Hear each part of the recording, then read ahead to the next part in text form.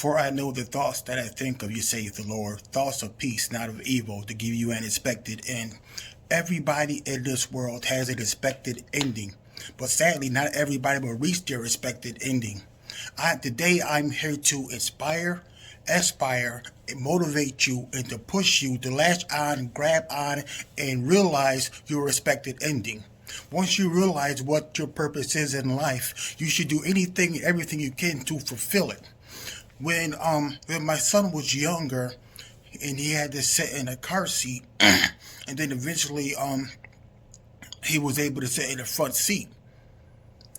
Once it got to that age where my son could sit in the front seat of the car, he kept saying, "Dad, it's almost that time. It's almost that time." And I'm like, "Yeah, son, you're right. It is almost that time." So he knew that there was going to come a point in time when he could transition from the back seat to the front seat and be able to sit in the front seat in a position of power, in a position of authority, in a position of strength, in a position of safety. And he knew that this day was coming. So when this day came, I grabbed the keys and I said to my son, "Come on, let's go. I gotta go somewhere. I want you to come with me." And I had told my son, I said, "Mark, hop in the front seat." My son instinctively went to the back door, opened the back door, went into the car, closed the back door, buckled up.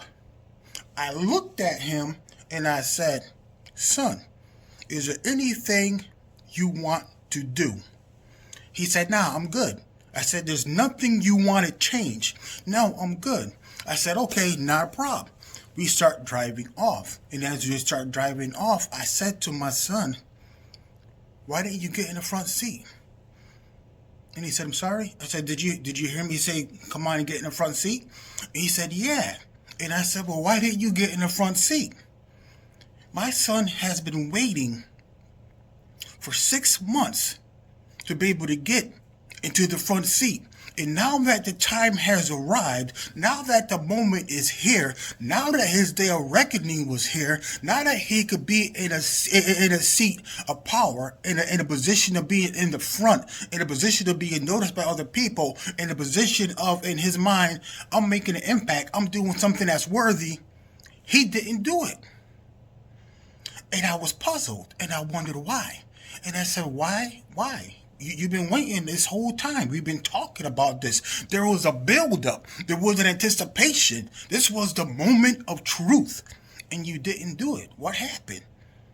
And he said, "I just did what I was used to doing." People, we cannot always do what we're accustomed to doing. There are moments in our lives, there are times in our lives when manifest destiny and purpose collide together. And that's the moment when we have to latch on to our expected ending, and we have to make sure that it comes to pass no matter what. We cannot let an opportunity slip away for our greatness. We cannot let an opportunity slip away because of something that we're accustomed to doing. We have to make that jump.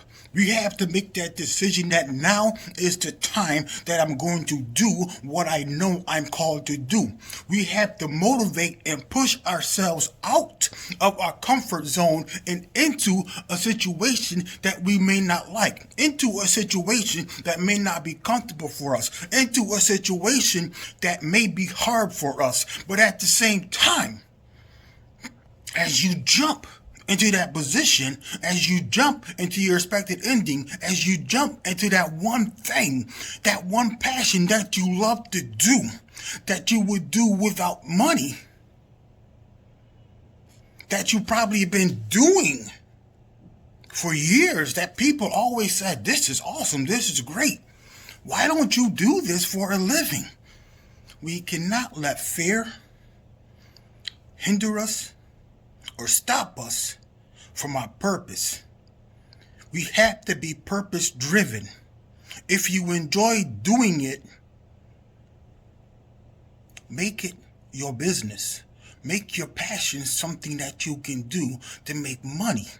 Make that money for generations to come. Make the generational wealth for your family. You can do it. You don't need anybody else to motivate you to do what you think or feel you can do. It doesn't matter what people say.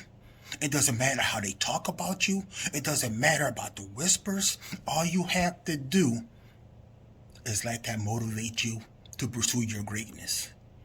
Whatever is in you, whatever you're expecting ending is,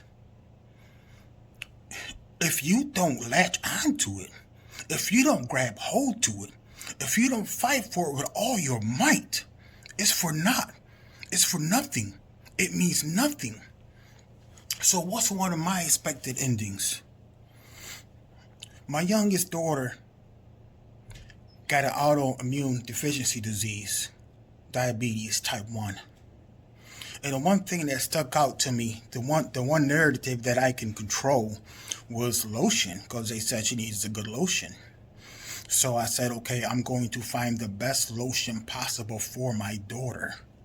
I couldn't take the diabetes away from her, but I can do something to ensure that she was getting the best protection for her skin.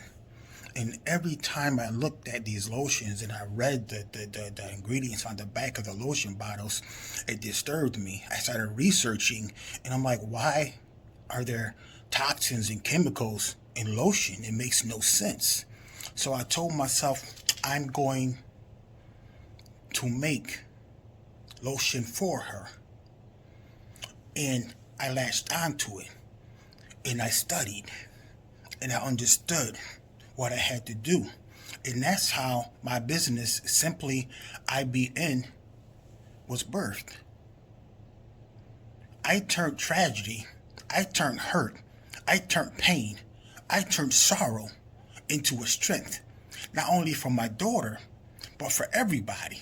Now I have a company that makes products without any harmful toxins, without any harmful chemicals, without anything that's dangerous in there, without anything that's going to hurt your body. Everything that's in my products are all natural.